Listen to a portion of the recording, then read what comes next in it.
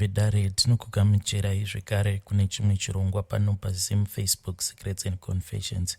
Tadzoka zvekare nemamwe mamessages. Rekei tibva tapinda mumamessages edu atadzoka takakubatirai. Hanzi makadi zvenyu mukomanashi, inini ndiri mukadzi akaroorwa. Ndine vana vangu 2, a boy and a girl. Ndisati ndawanikwa, ndainge ndiine mukomana wangu uyo wandainge ndichidanana naye. Asi mukomana wangu uyo akazotizirwa ndokubva azoita mukadzi wake. Inini ndakatanga nekunzwa kumaraini kuti mukomana wangu ainge atizirwa ava nemukadzi wake. Ndokuzomubvunza, iye akabva ati hongu, asi aida kuti inini ndinge ndichizoita mukadzi wake wechipiri, nekuda kwekuti ainge achitida tose tiri 2 zvakafanana. Saka aisakwanisa kusarudza pakati pedu kuti ndiani wacho waainge achinyanya kudisisa. Ndakazvibvuma, asi kuti vabereki vake vaisada inini, vaida uyo ainge akatanga kuuya. Vabereki vake vakabva vatanga kuti inini ndainge ndichizama kuputsa musha wake, ende inini vainge vasingambozvitarise kuti ndini ndainge ndakatanga kudanana naye, kunyange zvazvo vainge vachindiziva. But panguva iyoyo vabereki vemukomana wangu vakabva vandipandukira, vakabva vatanga kuda uyo mukadzi ainge akatanga kutizira mukomana wangu. Inini nekuona izvi ndakabva ndapa mukomana wangu mari yekuti ange achidzinga mukadzi wake, then isusu tobva tazotangawo upenyu hwedu. Izvi zvakaitika katu zvichiramba. Pandakaona kuti izvi zvainge zvichiramba zvekuti ndishandise mari kuti iye ange achidzinga musikana wake uyo ainge amutizira, ndakabva ndazotoita zvekuenda kunoshandirwa. Aenda ndipo pandakabva ndazotizirawo. Inini navamwene vangu takazowirirana nekuda kwekunoshandirwa, sezvo ivo vainge vari munhu ainge achizvifarirawo zvekupota vachinoshandirwa. Inini ndakafambira murume wangu kuti asafa akacheuka umwe mukadzi, ende asafa akacheuka zvekare mukadzi wake uyo waakadzinga, uye asambofa akafunga zvemwana wawo. Pandakaita izvi ndipo paakatotanga kutomuda zvakanyanya. Ndakazopiwa mumwe mushonga wekuti akarara kumba kuseri kwedu 12 padzinokwana usiku anofanira kunzwa kunge ane chakamugara pahuro. Ndakanga ndamudyisa, ndaida kuti ange achingoita wangu ndega, asi ndinoona kuti zvese zvandainge ndichishandisa zvakatoita kuti zvinge zvichivhiringidza zvinhu zvangu. Then pandakaona kuti zveminamato izvi zvainge zvichiramba, ndakabva ndazotoenda kun'anga mukoma ndichitoti this was my final option. Ndasvika kuya ndakabva ndapihwa hari iyo inopfumbuka hutsi usiku hwega hwega, zvekuti ndikadeedza anodzoka kumba nguva idzodzo. Zvese izvi kwaingova kuvenga munhu akanga asina basa neni. Pamwe pacho ndakatombopa nhamba dzemukadzi uya ndokubva ndasevha nhamba kuitira kuti mastatus ndinge ndichimaona. Iyewo mukadzi uyu anga akatogara aine nhamba dzangu. Ndaiti pose pandinomuona akaisa mapictures akamira nemurume wangu. Zvinhu izvozvo zvaindirwadza, asi nyaya ndiyoyo mukoma, kuti pazvese izvi zvandakazama kuti ndinge ndichiita kuti asemwe nemurume wedu uyu, but pazvese izvi zvandakaita mukoma nekose kwandakafamba ndikaenda ndichingozama kuti mukadzi uyu ange achisemwa nemurume ave wangu chete, but ndiri kuona sekunge hazvisi kushanda.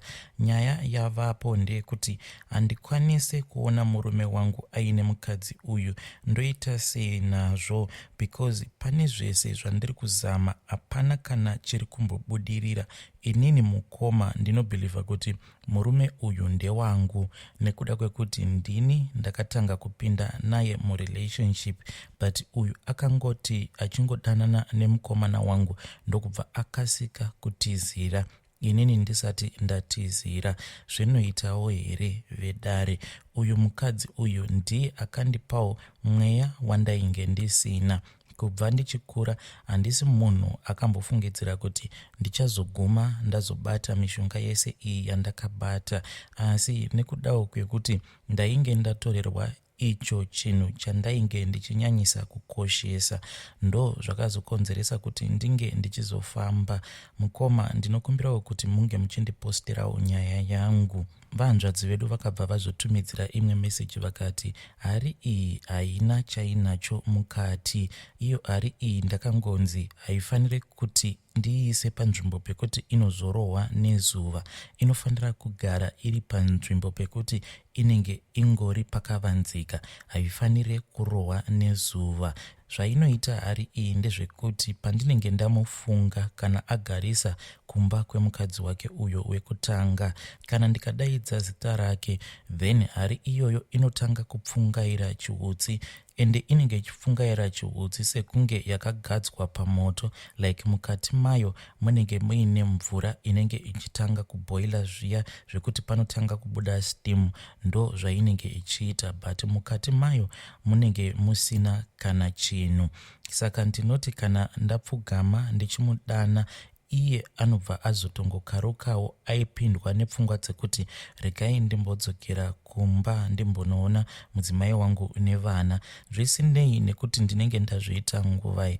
Kana ndikazviita kwama12 ndinotoziva kuti kuzosvika kuma3 am ndinenge ndava kutonzwa motikari yababa ichitanga kutopinda muyadhi medu. Mukomanashi, hapana chandisina kuzama kuti ndinge ndichiita. Ndakashandisa mishonga yakasiyana-siyana, iya inonzi inoita kuti muviri wemukadzi unge uchidziya.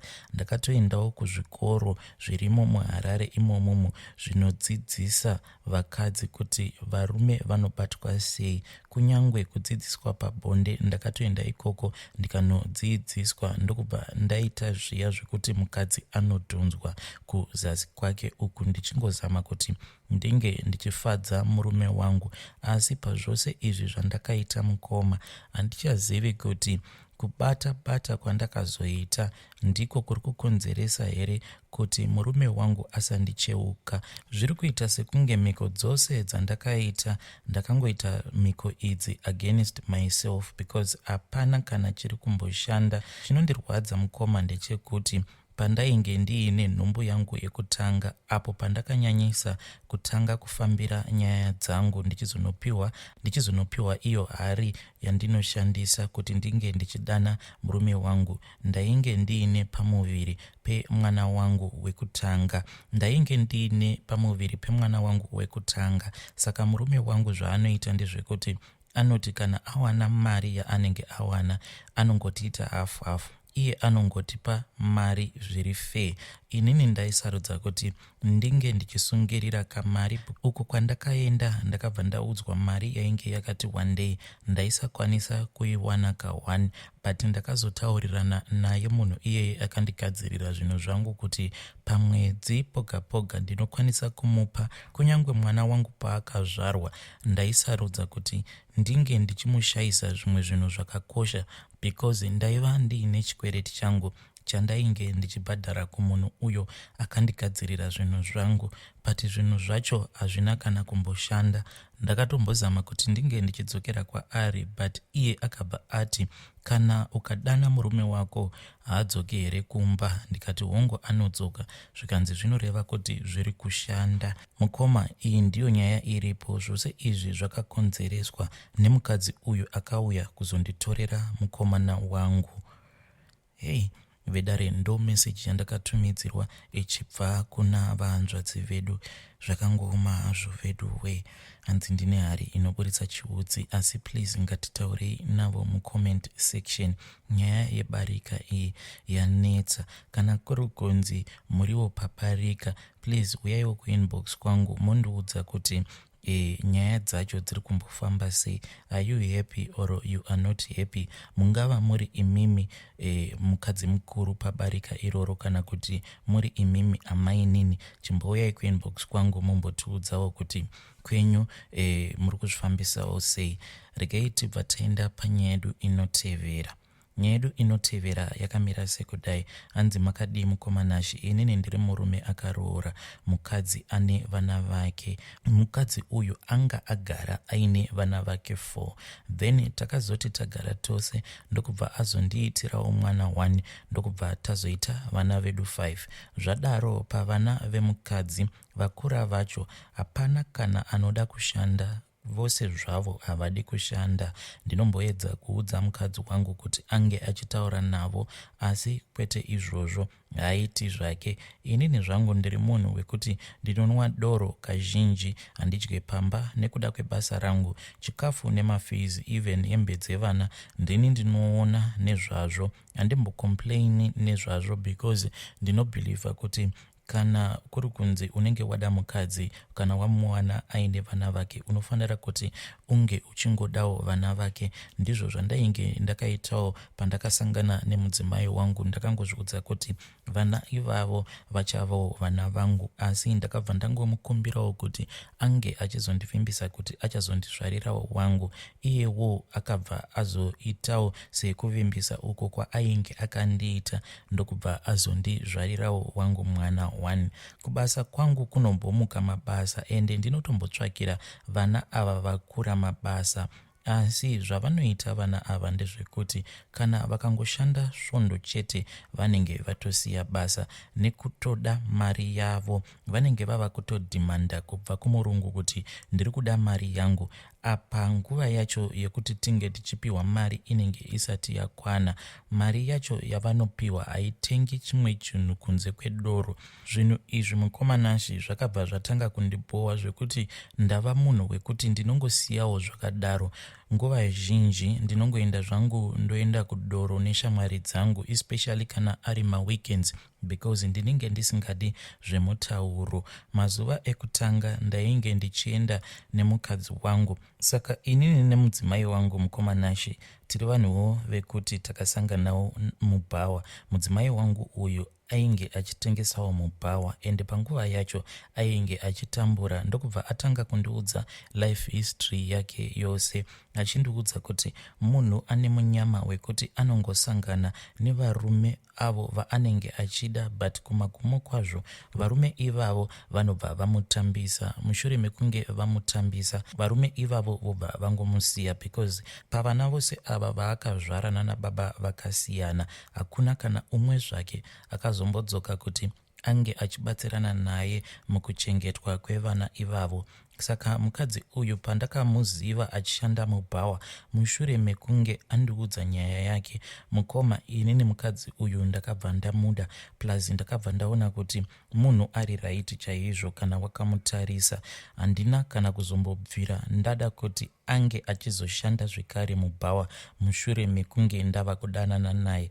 Ndakabva ndazoita plani yekuti ange achiuya kuzogara neni, sezvo inini ndainge ndiine imba yakati kurei. Iye akabva andikumbira kuti ange achiuya kuzogara kumba kwangu nevana vangu, because ainge asina kwekuti ange achiendesa vana vake. Mazuva ekutanga tichatanga kugara tose, tisati tava kugara nevana, ndakabva ndamuti ko hazviiti here kuti vana ava vange vachienda kunogara zvavo kumusha, isusu togara kuno kutauni. But akabva ati kumusha hakuna anokwanisa kuriritira vana ava, amai vake vainge vakashaya. Saka kuti ange achiendesa vana ava kumba kwasisi vake, sisi vacho munhu anonyanyisa kutaurisa. Ndokubva ndazobvuma kuti ange achiunza vana pamba pangu. Inini nemukadzi wangu hatina kana dambudziko, asi now ndava kutofunga kuti hazvisinani here kuti mukadzi uyu nevana vake ndinge ndichingovadzinga pamba pangu, because vana vacho mukoma vane dzimwe nharo dzekuti vava kutozviona sekunge panopamba pamba pababa vavo. Ndinokumbirawo kuti munge muchindiposterawo nyaya yangu, mozondiudzawo kana maposta nyaya yangu, ndoizoitawo follow up. Inini ndiri munhu wekuti kana ndikatengawo madoro angu ndinowanzoisa mufiriji. Izvi ndainge ndichizviita ndisati ndazosarudza kuti nditenge kamwe kadhip kangu ako kanogara madoro angu. Kadhip ikako nawo ndakakaisa mubedroom mangu, asi mukadzi wangu anokwanisa kungofundumwarira dhip iyoyo yandakatenga ndikaisa mubedroom mangu. But chakakonzeresa kuti ndinge ndichitenga dhip iyoyo inhau yekuti ndaiti kana ndikatenga madoro angu ndikaisa mufiriji iyo yedu yemukicheni ndaikwanisa kuzowana doro rangu rakashota. Saka inini handidi zvangu zvemutauro.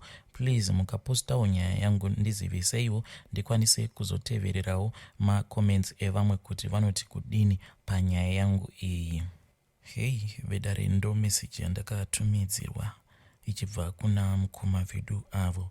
Please ngatitaureiwo navo mucomment section kuti ivo amai guru namukoma vangabatsirana sei panhau yediscipline kuti vana ava vave vana vane discipline.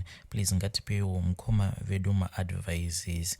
Vedare, ndo mamessages andanga ndakakubatirai. Ngatisanganei zvekare mune zvimwe zvirongwa zvinotevera.